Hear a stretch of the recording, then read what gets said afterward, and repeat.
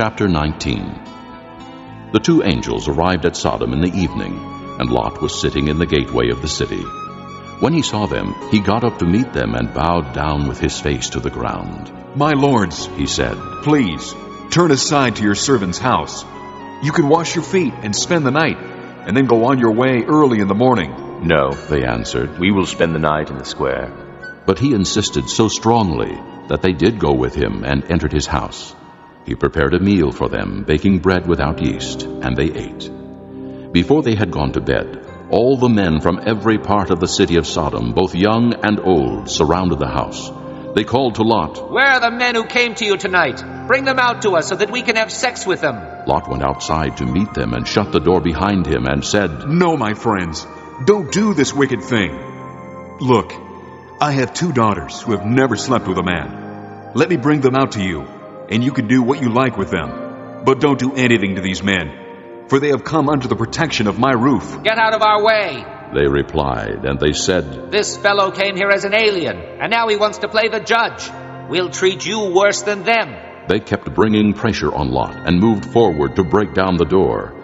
But the men inside reached out and pulled Lot back into the house and shut the door. Then they struck the men who were at the door of the house, young and old, with blindness, so that they could not find the door. The 2 men said to Lot, "Do you have anyone else here? Sons-in-law, sons or daughters, or anyone else in this city who belongs to you? Get them out of here, because we are going to destroy this place. The outcry to the Lord against its people is so great that he has sent us to destroy it." So Lot went out and spoke to his sons-in-law, who were pledged to marry his daughters. He said, "Hurry and get out of this place, because the Lord is about to destroy the city." but his sons-in-law thought he was joking. With the coming of dawn, the angels urged Lot, saying, "Hurry, take your wife and your 2 daughters who are here, or you will be swept away when the city is punished." When he hesitated, the men grasped his hand and the hands of his wife and of his 2 daughters and led them safely out of the city, for the Lord was merciful to them. As soon as they had brought them out, one of them said, "Flee for your lives. Don't look back, and don't stop anywhere in the plain. Flee to the mountains, or you will be swept away." But Lot said to them, "No, my lords, please. Your servant has found favor in your eyes, and you have shown great kindness to me in sparing my life. But I can't flee to the mountains. This disaster will overtake me, and I'll die. Look, here is a town near enough to run to, and it is small. Let me flee to it. It is very small, isn't it? Then my life will be spared." He said to him, "Very well. I will grant this request too. I will not overthrow the town you speak of, but flee there quickly, because I cannot do anything until you reach it." That is why the town was called Zoar.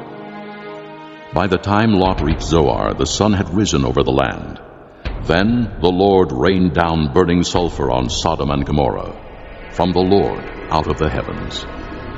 Thus he overthrew those cities and the entire plain, including all those living in the cities, and also the vegetation in the land.